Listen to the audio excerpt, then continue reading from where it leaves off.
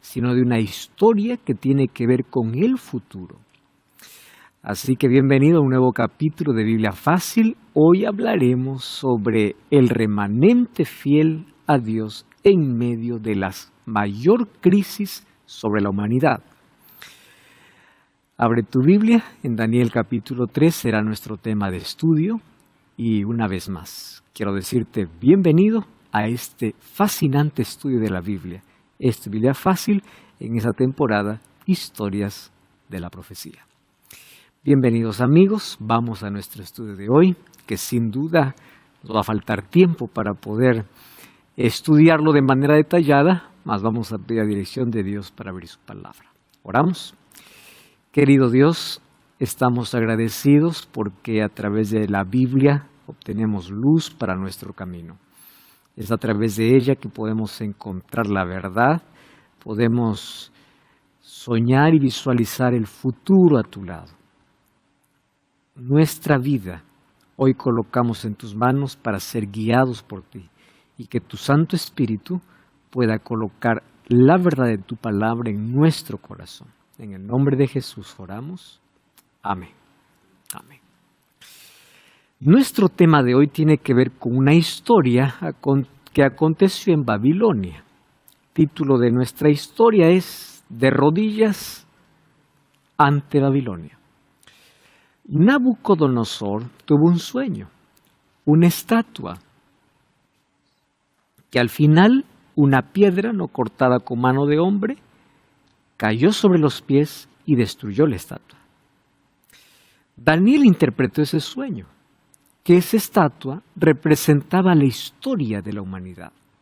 La cabeza de oro, Babilonia, los pechos y los brazos de plata, Medo-Persia, el vientre de bronce representaba Grecia, las piernas de hierro representaba Roma y los pies de hierro y barro cocido, lo que sucedería después que el Imperio Romano caería. Que allí, obviamente, cuando el Imperio Romano cayó, se dividió en lo que hoy sería varios países de Europa. Muy bien, ¿qué cosa es lo que hizo Nabucodonosor? Reconoció a Dios como el dueño de la historia, pero pasó algún tiempo y él mismo levantó la estatua que soñó. Con una diferencia, no con los metales que él soñó. Lo hizo todo de oro. ¿Por qué razón? Porque si la cabeza de oro representaba a Babilonia, él pensaba ser un rey eterno. Y él quería que Babilonia pueda permanecer en la historia. ¿Qué importa lo que Dios revela sobre el futuro? Aquí mando yo tengo el control. Es lo que está diciendo Nabucodonosor. Así que él, aprovechando su poder político, que él es el rey, llama a todos sus gobernadores. Y aquí hay una mezcla curiosa, un matrimonio totalmente curioso. Política y religión, estado civil y religioso. Cuando esto se une, en la historia se ha demostrado que siempre termina en un caos. Y llama para que todos puedan adorar a la imagen que él ha levantado. Para levantar obviamente su orgullo, para decir yo tengo el control de la historia, es Babilonia quien va a quedar hasta el fin. Nosotros no seremos destruidos. Bueno, y allí se reunieron todos los hombres más importantes. Dentro de esos personajes están los tres amigos de Daniel. ¿Por qué razón no está Daniel? Probablemente estuvo en algún compromiso, ya que él, recuerden que ocupaba una función muy importante en el reino.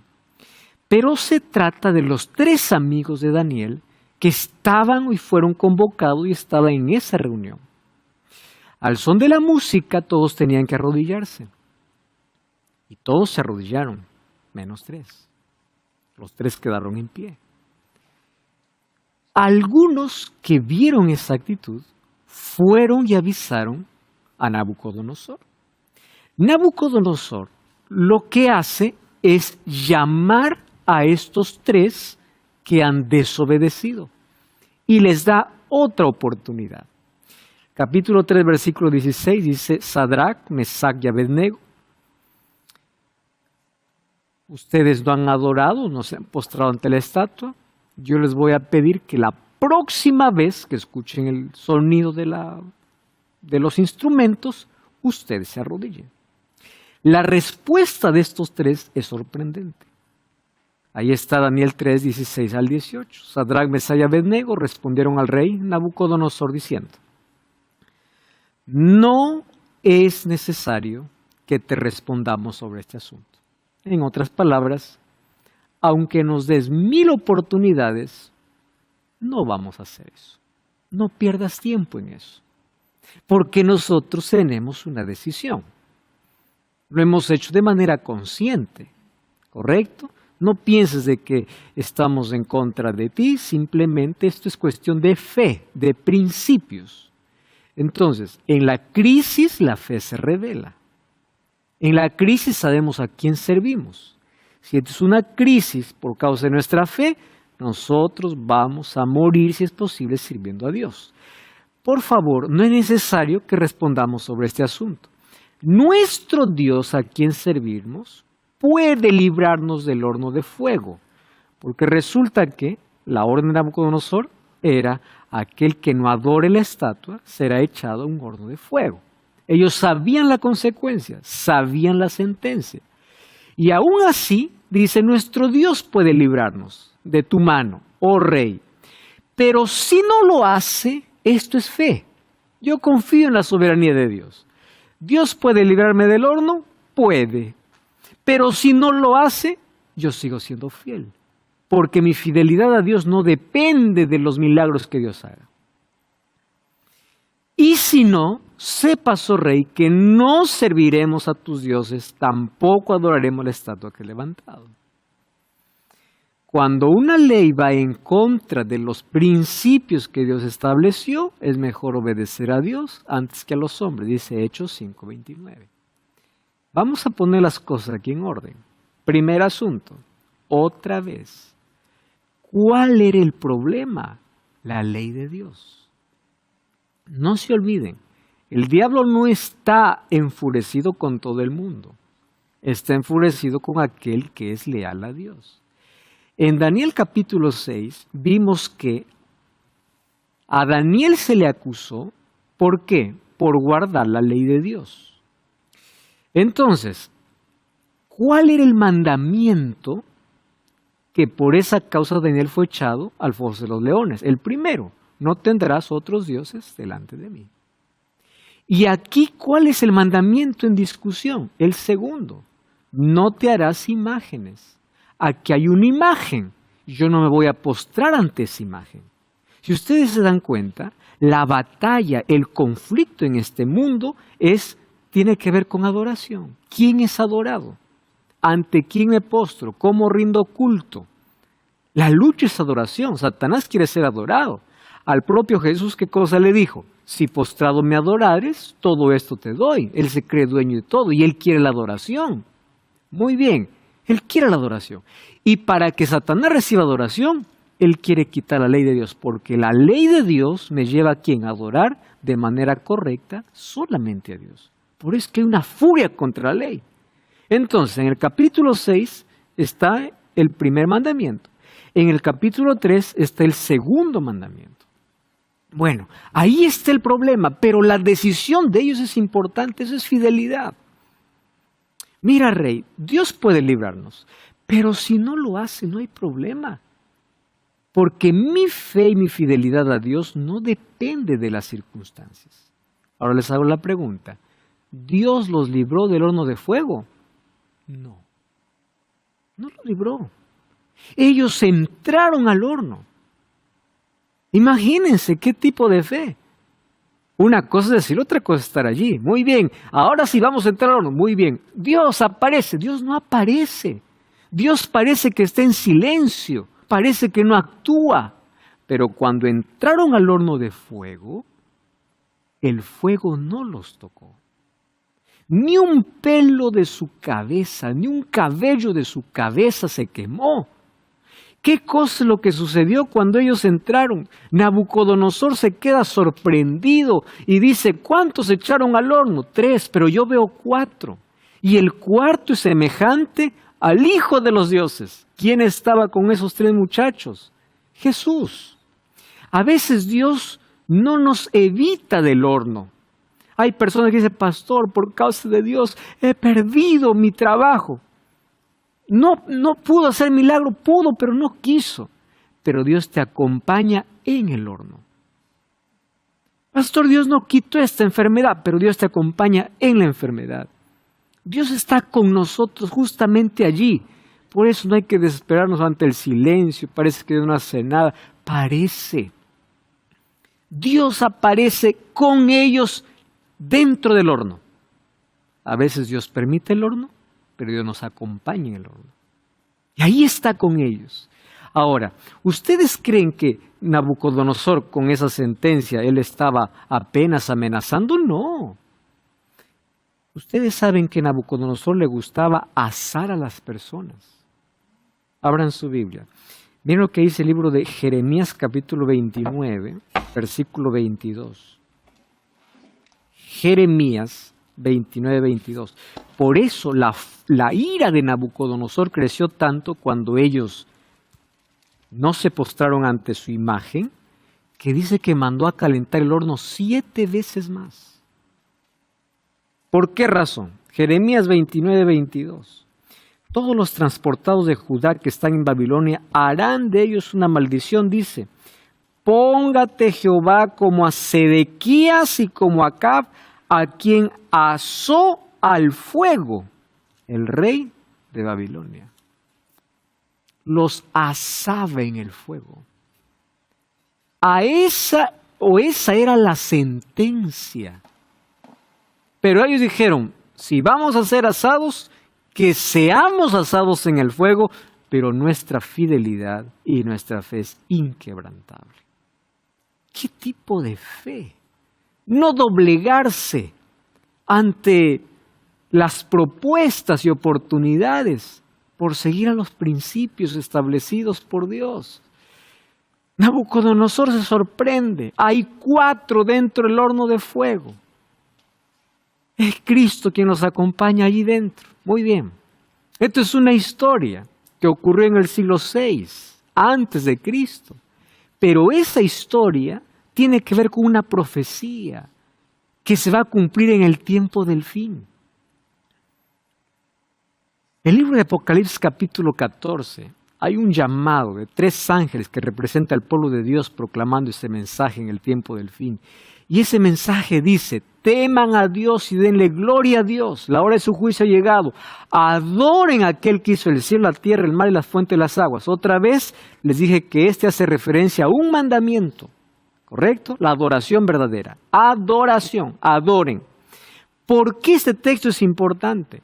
Porque en el tiempo del fin, una vez más se va a levantar una estatua, pero no como la de Nabucodonosor.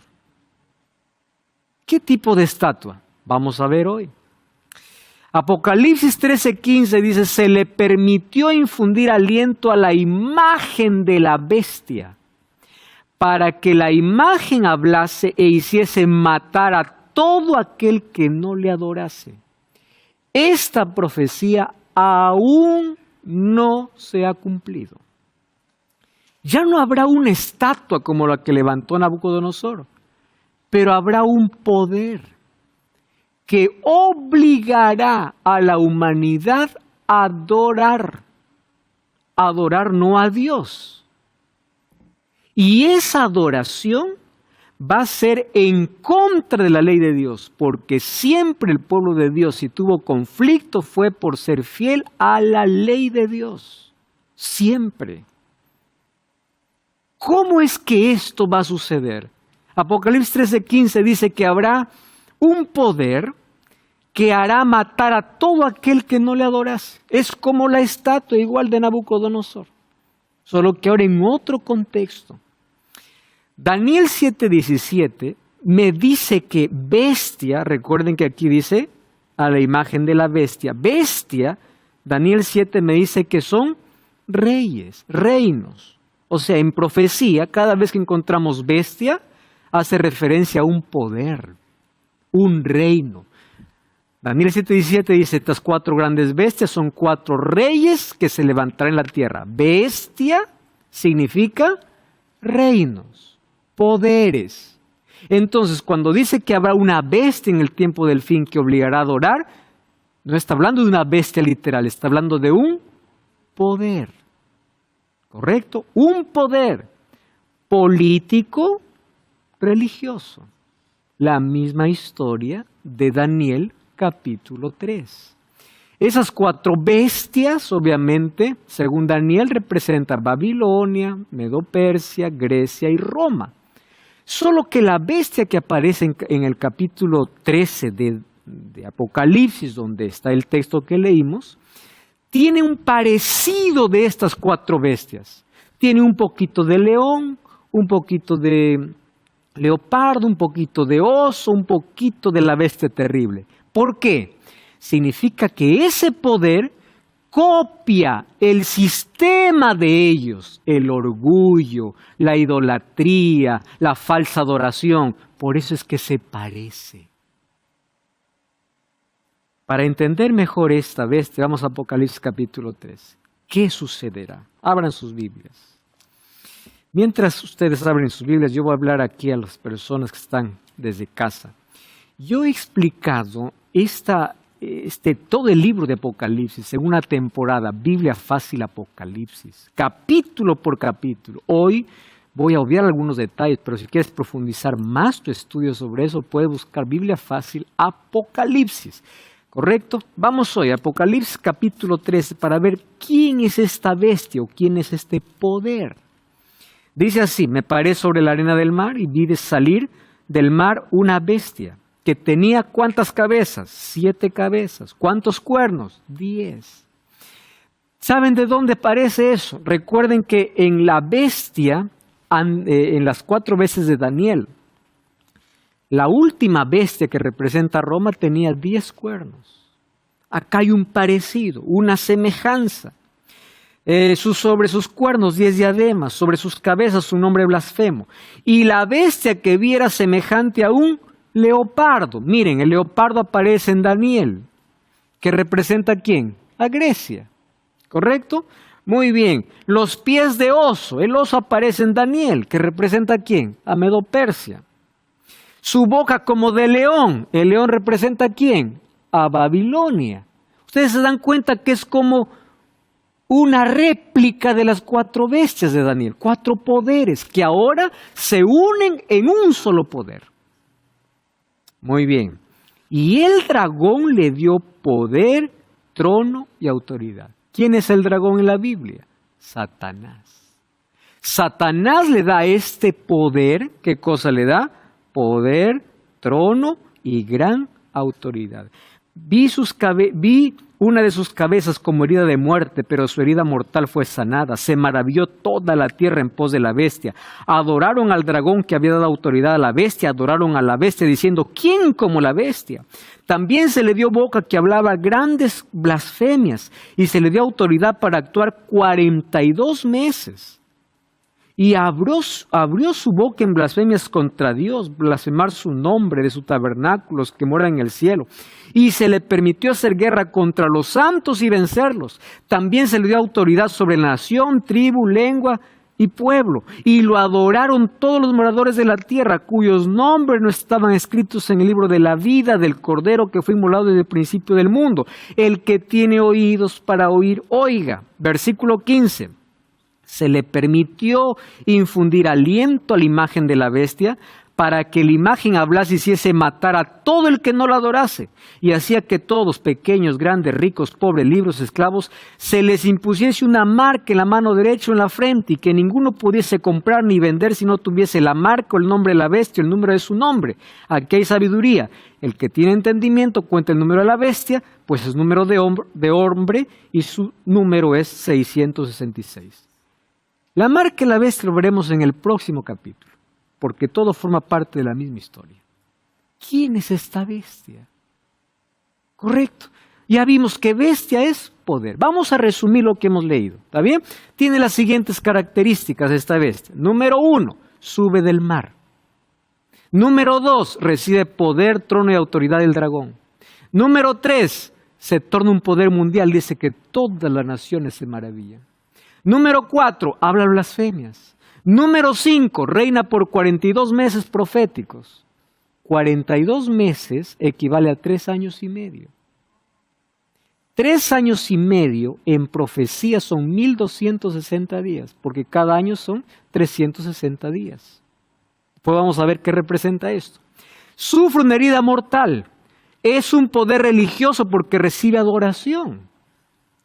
Persigue a los santos de Dios, 42 meses. Cambia la ley de Dios, veremos después. Ostenta un misterioso número 666. Esto es el resumen de esa bestia. O sea, así como Nabucodonosor levantó una imagen para adorar, este poder con estas características en el tiempo del fin obligará a adorar a lo que no es Dios.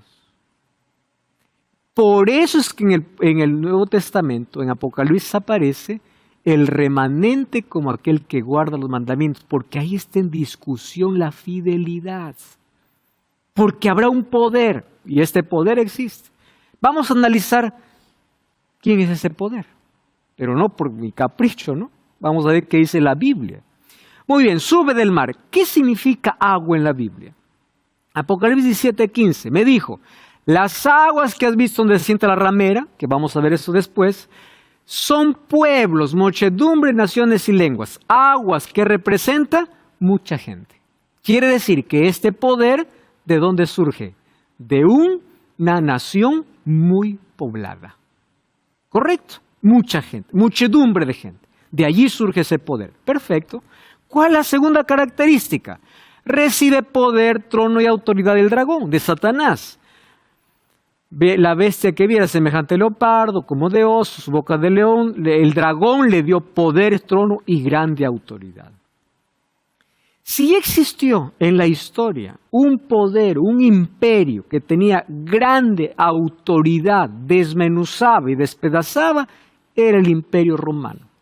Los emperadores eran tan crueles, tanto así que ellos hacían lo que querían, obviamente, ¿no? Desde el año 476 a.C. comienza el imperio romano. La ciudad o el imperio más poblado, mucha gente, tiene poder, tiene autoridad.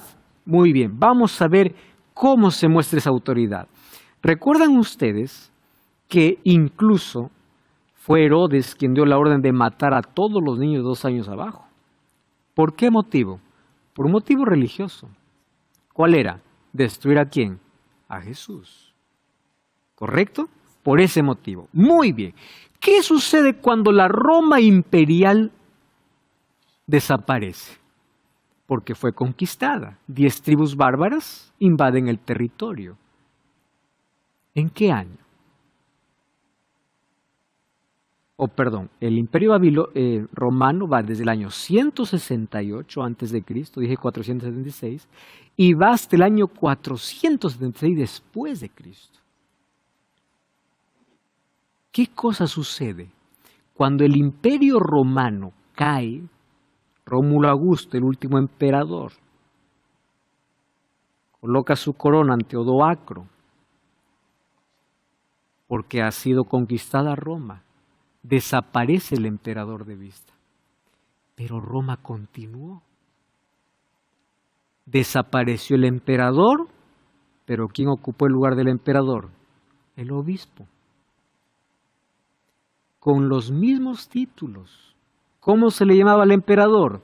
Sumo pontífice. ¿Cómo se llama al obispo? Sumo pontífice. La Roma tiene 2 fases. Imperial y religiosa. Tanto así que desde el año 533 se proclamó cabeza de todas las iglesias, el año 538 ejerció un poder aplastante. Desde el año 538 hasta el año 1798 Hubo 12 siglos de persecución. ¿Por parte de quién? De ese poder. Poder, recuerden que bestia en la Biblia significa poder. Jesús nació en el Imperio Romano y fue crucificado bajo este imperio. Pero cuando dejó de existir la Roma imperial, continuó la Roma religiosa. Que eso en Daniel capítulo 7 se explica de una manera extraordinaria. Puedes ir a ver también eso en la temporada de Daniel. Muy bien. Miren lo que dice Adolf Karnak en el libro ¿Qué es el cristianismo? Segunda edición. La Iglesia de Roma ha alcanzado el lugar del Imperio Romano Mundial, del cual es su continuación. Eso apenas la continuación. El Papa, que se autodenomina rey y máximo pontífice, es el sucesor ¿de quién? De César. Cuando desapareció el emperador, quien ocupó la figura preponderante, principal, fue el obispo, que después se le llamó Papa. ¿Correcto? Muy bien. Ahí aparece un imperio que aparece entre las muchas aguas, mucha gente, tiene poder, tiene autoridad. Se tornó mundial, eso dice Apocalipsis 13:3. Dice que, bueno, recibió una herida mortal, pero después se maravilló toda la tierra. ¿Qué sucede? Ustedes saben que el Vaticano es un estado independiente. Tanto así que quien gobierna allí tiene poder político y religioso. Todos los países quieren estar en paz con él también. ¿Por qué? Porque es un poder que tiene ambas caras, político y religioso. La mayor parte de sus reuniones son políticas y religiosas. Ahí está la unión, ¿correcto? De esas dos cosas. Habla blasfemias. Apocalipsis 13:6, abrió su boca en blasfemias contra Dios para blasfemar su nombre. ¿Qué significa blasfemia en la Biblia? ¿Qué significa blasfemia? Marcos 2:7 dice, ¿por qué habla así? Blasfemias dice, ¿quién puede perdonar pecados si no solo Dios? Blasfemia en la Biblia es atreverse o atribuirse algo que solo le pertenece a Dios. Eso es blasfemia. A Jesús se le acusó, ¿por qué dices que perdonas pecados? Solo Dios puede perdonar. Pero Jesús era Dios, claro que él podía. Pero ¿qué cosa es lo que sucede? Mira lo que dice Joseph de Harvey en el Catecismo Completo de la Religión Católica, página 779. ¿Puede el sacerdote perdonar verdaderamente los pecados o simplemente declarar que están remitidos? El sacerdote puede perdonar real y verdaderamente los pecados en virtud del poder que Cristo se le confió. Nosotros podemos perdonar cuando alguien nos ofendió, pero si yo pequé contra Dios, es con Dios que debo pedir perdón. El perdón tiene dos dimensiones, vertical y horizontal. Horizontal, yo y mi prójimo, cuando ofendí pido perdón, yo perdono. Pero vertical, es solo yo y Dios. Pero ahora dice que tiene poder. ¿Qué cosa dijo el Papa León XIII? Nosotros los papas ocupamos el lugar de Dios Todopoderoso en la tierra. Es un poder que habla de blasfemias. Muy bien, apenas estamos descubriendo algunas características aquí. Vamos a ver qué otras características tiene este poder y cómo se cumple entre los eventos finales y lo ocurrido en la historia de Daniel, varios siglos atrás. Para entender mejor este tema, preparamos la revista Esperanza Apocalipsis.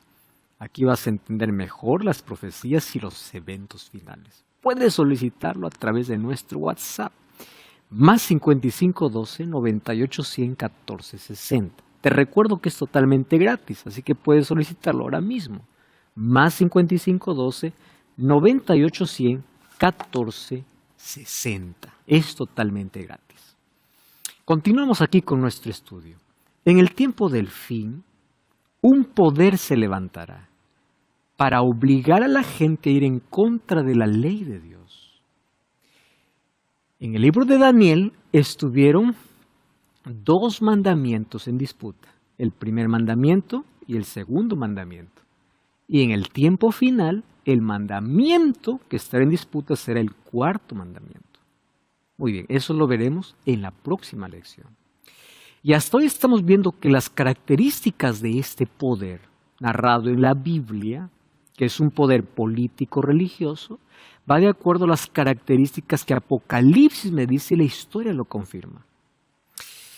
Yo quiero mostrarles para ustedes un libro que realmente es interesante, escrito por Janus, El Papa y el Concilio. Yo lo tengo aquí en la versión en portugués.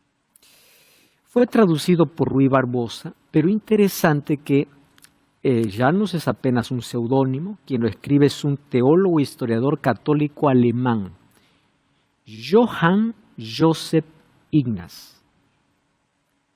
Ojo, quien escribe esto, teólogo e historiador católico alemán, que un día él, al ver todo lo que estaba ocurriendo dentro, él se rebeló y finalmente él expresó todo lo que sabía. Estoy hablando de un teólogo, historiador católico. Voy a abrir la página 132 y voy a leer aquí un párrafo. Dice así: cuando se dice que el Papa es infalible y divino, no es una metáfora. Presten atención. No es apenas el enunciado literal y estricto de la doctrina ortodoxa enseñada en los libros ultramontanos. Miren lo que dice.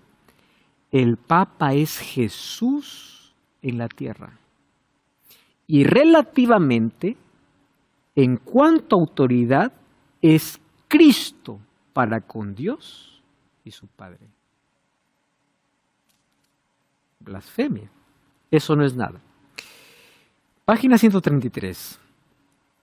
El formulario de condenación húngaro o acto de fe de los nuevos católicos convertidos al papismo elaborado cerca del año 1674 por los jesuitas, publicado en 1716, contiene entre otras declaraciones las siguientes.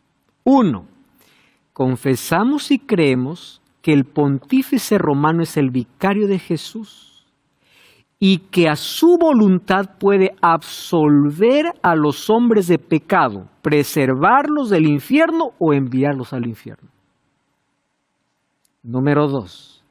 Confesamos que las nuevas instituciones creadas por el Papa, no importa ajenas a las Escrituras, tienen la misma autoridad de los mandamientos del Dios vivo. Confesamos que el Santísimo Padre debe recibir las honras divinas. Confesamos que el pontífice romano tiene poder de alterar las Escrituras. Imagínense. ¿No es esto blasfemia? Entonces, la Biblia muestra, ¿y por qué lo muestra a través de símbolos? Porque si no hubiese sido a través de símbolos, ese texto no estuviera en nuestras manos. Todo hubiese sido destruido. Pero luego ahora a través de la historia, el texto bíblico nos muestra realmente con fidelidad de quién se trata. Papa León XIII dijo, nosotros ocupamos el lugar de Dios Todopoderoso en la tierra. Apocalipsis 13:5 dice, le dio autoridad para actuar 42 meses. ¿Qué significa 42 meses? 3 años y medio. En Daniel encontramos que ahí está bajo el símbolo de cuerno pequeño que actúa por tiempos y la mitad de un tiempo. Es lo mismo, tiempo 1 año, tiempo 2 años, mitad de un tiempo, medio año. Sumando 3 años y medio. 3 años y medio me da 42 meses. Si yo multiplico los 42 meses por los 360 días del año judío, me da 1260 años. ¿Qué pasó en esos 1260 años? Encadenó la Biblia, fue prohibida la Biblia, persiguió a los que llamaba herejes. Más de 500 millones murieron por causa de su fe. ¿Saben por qué? Solo por no obedecer a lo que el Papa decía. sometimiento absoluto. La historia fue escrita con sangre de aquellos que querían mantener su fe y su fidelidad ¿a quién? A Dios. Desde el año 538 hasta 1798. ¿Qué pasó en 1798? Ahí aparece el general Berthier por orden de Napoleón Bonaparte, que va y toma preso al Papa Pío VI allí en la Capilla Sixtina mientras está celebrando su aniversario de coronación y le quita toda autoridad. 1798. Ahí es cuando dice que recibió una herida mortal. Pero después esa herida fue sanada, porque hoy a nadie recuerda, a nadie le importa. ¿Qué importa los abusos? ¿Qué importa la sangre que se derramó? Ya no importa, ahora es otra historia. Y es allí donde aparece nuevamente la orden. Berthier toma preso a Pío VI, año 1798. Sufre la herida mortal, pero después es curada. Eso dice Apocalipsis 13:3, una vez como herida de muerte, pero su herida mortal fue curada. ¿Qué sucedió? En el año de 1929, Mussolini, Benedetto Mussolini, le entrega las 44 hectáreas que hoy conforman el Vaticano. Al comienzo, Estados Unidos, cuando se formó, ustedes saben cómo se formó Estados Unidos. La gente que huía de la persecución buscaba libertad. Agarraron o tomaron un barco, el Mayflower, llegaron a los Estados Unidos, tierra de libertad, siendo perseguidos. Cuando hicieron su constitución, ellos dijeron, estamos un país sin rey y una iglesia sin papa, porque venían perseguidos. Ustedes saben que no había manera de tener alianza hasta que una vez, 1950, la revista Time colocó Santa Alianza, porque por primera vez se aceptó allá en el Vaticano, del Vaticano, obviamente un representante en los Estados Unidos. Y esto va proféticamente hacia algo más. Abusos durante todo ese tiempo de historia. Ahora, Mussolini fue aquel que nuevamente hizo que aquella herida mortal pueda ser curada. Pero ya pasó mucho tiempo, hoy toda la tierra está maravillada. Es un poder político religioso que recibe adoración. La gente lo adora, recibe adoración. Miren lo que dice Melaki Martin, un perito observador del Vaticano, en su libro Las llaves de esta sangre. Él dice así: el Papa es la persona más conocida del siglo XX. Ha forjado vínculos personales con líderes de 91 países y está listo para gobernar el mundo. Presten atención. Una vez más. Cuando dice una vez más, ¿a qué está haciendo referencia? Porque ya tuvo en el pasado la hegemonía, el poder y la autoridad. Lo tuvo. Está listo. Eso dice Melaki Martin en su libro Las llaves de esta sangre. Persigue a los santos de Dios. Se le permitió hacer guerra contra los santos y vencerlos. Eso dice Apocalipsis 13:7. Muy bien. Estas fotos son tomadas de la Santa Inquisición en Lima, Perú, porque allí funcionó. Y hasta ahora todavía, con el tiempo van retirando algunos instrumentos, pero aún queda todavía vestigios y instrumentos de tortura con los cuales mataban, destruían a aquellos que llamaban herejes.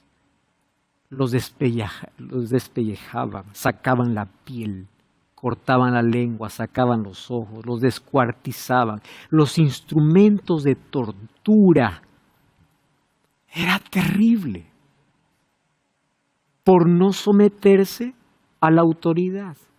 Ahora mire, esta bestia, este poder, recuerden que bestia es poder, es apenas un remedio, una falsificación del ministerio de Jesús. Por eso es que se cree, ¿qué cosa? El Cristo en la tierra. ¿Por qué? Imita o quiere imitar exactamente lo que Jesús hizo. Pero eso la Biblia lo llama blasfemia. Ahora, presten atención aquí. Miren cómo se parece. Jesús comenzó su ministerio al salir del agua. ¿Recuerdan ustedes que Jesús fue bautizado? Muy bien, esta vez ¿de dónde salió? De las aguas. Solo que aquí agua significa muchedumbre. Aquí es profético, esto es literal. En el caso de Jesús es literal. Jesús recibió autoridad del Padre, la bestia recibió la autoridad del dragón. Miren la similitud. Jesús estuvo 3 años y medio de ministerio. Esta bestia tuvo un tiempo, si la metí de un tiempo, 3 años y medio, que proféticamente son 1260 años de persecución. Jesús recibió una herida mortal porque Él fue a la cruz, pero luego resucitó, y la bestia recibió una herida mortal y luego se curó. Jesús fue adorado después de la resurrección, y esta bestia fue adorada cuando la herida mortal fue curada. Ahora ya está en ese proceso de sanación completa. Jesús tiene seguidores con un sello en su frente, y la bestia tiene seguidores con una marca en su frente. ¿Se dan cuenta que es un remedio? Satanás siempre establece sistemas paralelos para confundir a la gente. Si el día de adoración es sábado, yo te voy a colocar otro día. Finalmente, 2 sistemas. Si la justificación es por la fe, yo te voy a colocar justificación por obras. 2 sistemas. Para distraernos o desviar nuestros ojos de Cristo. Si el único intercesor es Jesús, yo te voy a colocar santos, para que no vayas a Jesús, vayas a los santos. ¿Cuál es la razón? Satanás quiere la adoración. Pero él no se muestra, yo soy Satanás, adórame. No, él usa instrumentos humanos. Y en la Biblia encontramos en Apocalipsis 3 que hay 2 bestias o 2 poderes, que es por ellos que recibe la adoración. La bestia que sube del mar y luego otra bestia que sube de la tierra. Tú puedes comprender esto mucho mejor al ver Biblia Fácil Apocalipsis, porque explicamos con detalles aquello que hoy apenas estamos pasando de manera superficial. Pero ven ustedes todas estas características. Y ahora, ¿qué tiene que ver esto con la historia de Daniel? Muy bien. Miren cómo se parece Daniel 3 y Apocalipsis 3. Miren cómo se parece. Es la historia, lo que pasó en el siglo VI a.C., y eso es lo que sucederá después. Muy bien. ¿Qué cosa es lo que pasa? En Daniel capítulo 3, la imagen se levantó en Babilonia. En Apocalipsis 13 hay una imagen de la bestia, del poder. En Daniel 3, el foco era quebrar el 2.º mandamiento. En Apocalipsis 13 quebrar el 4.º mandamiento. Esto veremos en el próximo programa. En Daniel 3 hubo un decreto de muerte. En Apocalipsis 13, ¿qué cosa dice la Biblia? Todo aquel que no lo adore, ¿qué cosa pasará? Lo va a matar. Muy bien. En Daniel 3 hay una unión del poder civil, o sea, el rey, con el poder religioso, los sacerdotes, porque es un culto de adoración. En Apocalipsis 13, igual, la unión del poder civil con el poder religioso. Exactamente igual. En Daniel 3 hay un número, 666 aparece en Apocalipsis 13. Pero ¿cómo aparece en Daniel? Resulta que ese número de 666 viene en sí de Babilonia. ¿Cómo viene? 600 representa a todos los dioses. 60, ¿recuerdan ustedes? Esto no lo mencioné. ¿De cuántos codos de altura era la estatua de Nabucodonosor que levantó? 60 por 6. Si nosotros juntamos 600, que es el número de la idolatría de todos sus dioses, más la estatua 60 por 6 son 666. Que de paso es un número simbólico, no es literal. ¿Correcto? Muy bien, en Daniel capítulo 3 encontramos un pequeño grupo que es fiel. ¿Cuántos son? 3.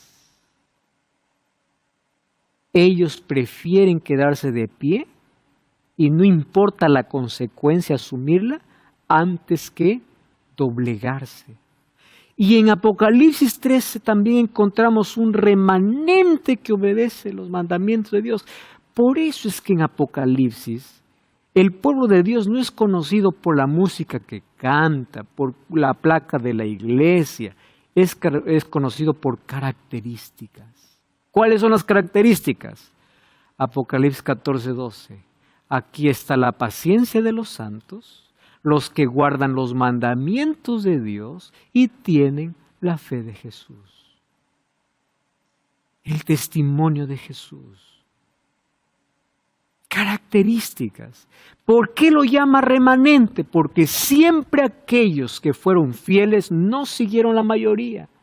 Todos se arrodillaron, menos 3. Aquí todos se doblegarán ante la bestia, menos el remanente. ¿Y dónde se prueba la fidelidad? En la obediencia. No porque la obediencia salva, sino que es la manera como yo demuestro mi compromiso y mi lealtad. ¿De qué lado estoy luchando? ¿Bajo qué principios me muevo en la vida? ¿Cuán leal y cuán fiel yo soy a Dios? Apocalipsis 14:7 dice: adorad a aquel que hizo el cielo y la tierra, el mar y las fuentes de las aguas. Y Apocalipsis 14:9 dice: si alguno adora a la bestia a su imagen y recibe la marca en su frente, en su mano, el 10 dice: estas serán las consecuencias. Finalmente el conflicto es en base a ¿qué? Adoración. Y la lealtad, ¿cómo se muestra? A través de la obediencia y fidelidad a Dios. La mayor necesidad del mundo es la de hombres que no se compren ni se vendan, que sean fieles y leales, que permanezcan de parte de la verdad, aunque se desplomen los cielos. Sí. Pastor, le hago una consulta. ¿Se puede decir que al día de hoy estamos en una guerra espiritual muy fuerte? Muy fuerte. Y cada vez esto se va a intensificar mucho más. Sí. Cada vez las libertades para adorar a Dios se están acortando. Hoy nosotros decimos así: vivimos en tiempo de libertad religiosa. Vamos a analizar, ¿realmente hay libertad religiosa? No lo hay. Porque si hubiera libertad religiosa, la gente que quiere guardar el sábado no sería despedida de su trabajo. No hay libertad. Pero un día se quitará todo derecho. Todo. Y hay mucha gente que hoy es capaz de negociar su fe, ahora, en tiempo todavía de libertad, entre comillas. Mientras hay libertad, vamos a estar a favor de la libertad, vamos a proclamar la libertad, vamos a defender la libertad. Pero sabemos que un día habrán decretos para que las personas sean obligadas a adorar. Y cuando llegue ese momento, pocos quedarán de pie. Muy pocos. Porque la mayoría, obviamente, ¿qué cosa sucederá? Se postrará. Me aclaró más todavía. Porque ahora es como que veo más el origen de todo, el inicio de todo. Y el por qué. Y desde dónde viene todo. Y por qué es todo así. Se postrará. Entonces, fíjense una cosa, Daniel 3 es una historia contada de lo que va a ocurrir en el tiempo del fin. Ahora, ¿cuándo va a ocurrir? Estamos en ese camino. Ustedes saben que existe una encíclica llamada Laudato Si. Pueden buscarlo, está en internet, yo lo tengo en físico, he leído. Laudato Si habla acerca del cuidado de la casa común, o sea, el medio ambiente. ¿De qué trata esa encíclica papal? Dice: las fábricas tienen que cerrar, los comercios también. Todo necesita cerrarse y descansar un día a la semana. Pero ese día no va a ser el día que la Biblia dice, ese día tiene que ser domingo. Y esa encíclica es aceptada por todos, le voy a decir por qué. Porque no habla de religión, habla de medio ambiente. Y si ustedes se dan cuenta, el asunto aquí es disfrazado. No estamos hablando de religión, estamos hablando de cuidar la naturaleza. Ahí se suma el ateo, el agnóstico, el político, quien sea. ¿Por qué? Es medio ambiente. La gente está tan preocupada por lo que está pasando, el cambio climático. No hay mucha esperanza de aquí a muchos años por las cosas que están pasando. Entonces, vamos a unirnos. Muy bien. Primero, eso está avanzando. Eso ya se dio hace algunos años. Entonces, ¿qué va a pasar? En un momento, cuando sea aceptado, ahora va a ser impuesto como una ley. Cuando una ley humana va en contra de la ley de Dios, es allí donde se muestra la fidelidad a Dios. La pregunta es, cuando llegue ese día, ¿cómo estaremos? ¿De rodillas o de pie? La marca la bestia no viene en código de barra, no viene en un chip, no. La marca la bestia, cuando dice frente, tiene que ver con decisión. Cuando dice mano, tiene que ver con trabajo.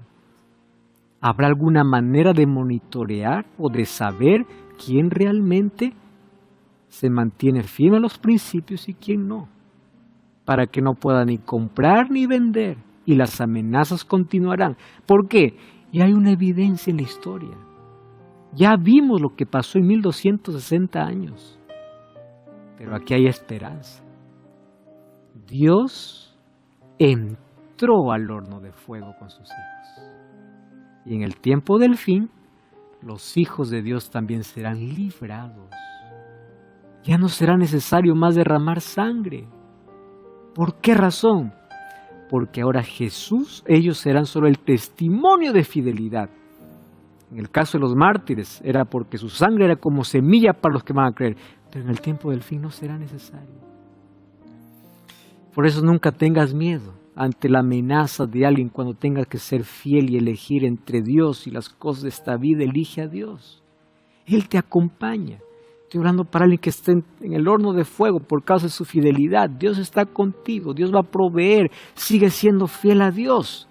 No te dobles ante Babilonia. No doblegues ni comercies tus principios. No negocies tu fe. Mantente firme. Porque vale la pena. La recompensa es grande para todos aquellos que son fieles a Dios. Existen dos cosas que tienen que ser probadas. Tu fe y tu amor. Ellas tienen que pasar por el horno de fuego. Y es interesante que la fe es como el oro. Cuando se coloca el oro en el fuego, esta brilla. Lo mismo sucede con el amor.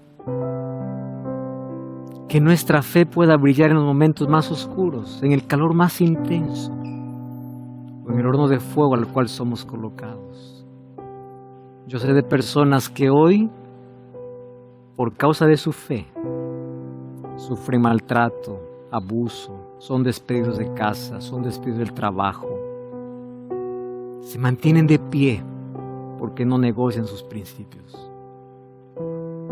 Dios necesita de ese tipo de personas.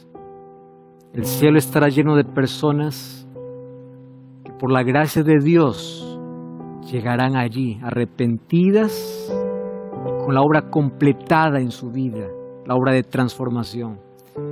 Pero esas personas tienen una característica, fueron fieles. Se mantuvieron de pie cuando todo el mundo se arrodilló, pero se mantuvieron de rodillas delante de Dios para permanecer de pie delante del mundo. ¿Qué estatua estás adorando? ¿Ante qué te estás doblegando?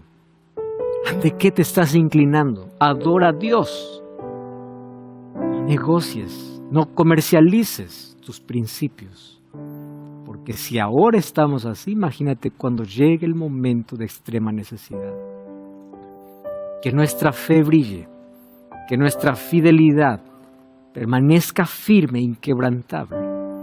y que cuando venga este tipo de pruebas podamos mantenernos de pie delante del mundo y de rodillas delante de Dios.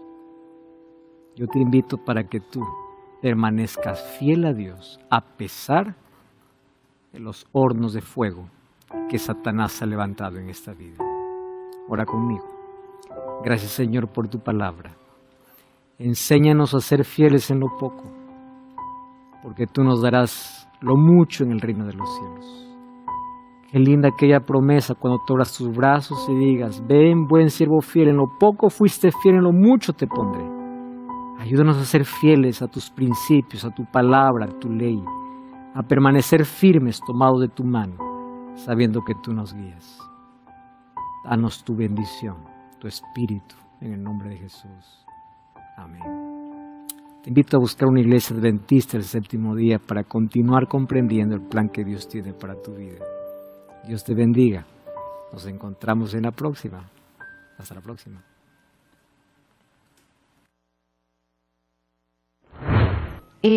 Apocalipsis, para mí, yo lo interpreto como los últimos tiempos. La verdad, principios tenía miedo. Ahora no.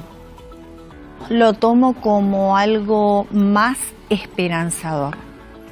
El tener fe, estar más con Jesús, estudiar la palabra de Dios, ¿no? Estar más en oración, así como Daniel, ¿no? Que por más que le han dicho, le han mostrado muchas cosas a él que pueda postrarse de rodillas, no se ha postrado. El tema es que hay un gran porcentaje que tiene miedo, está asustado, pero es porque no tiene conocimiento, vuelvo a reiterarte, no interpreta. O sea, acerca del Apocalipsis, lo que yo quiero saber, tengo entendido que en el Apocalipsis viene el futuro que va a acontecer más allá. Entonces, yo quiero saber acerca de eso, llegar al final cómo va a acontecer o qué va a acontecer para más al frente y estudiar más el Apocalipsis para experimentar si es verdad o es mentira lo que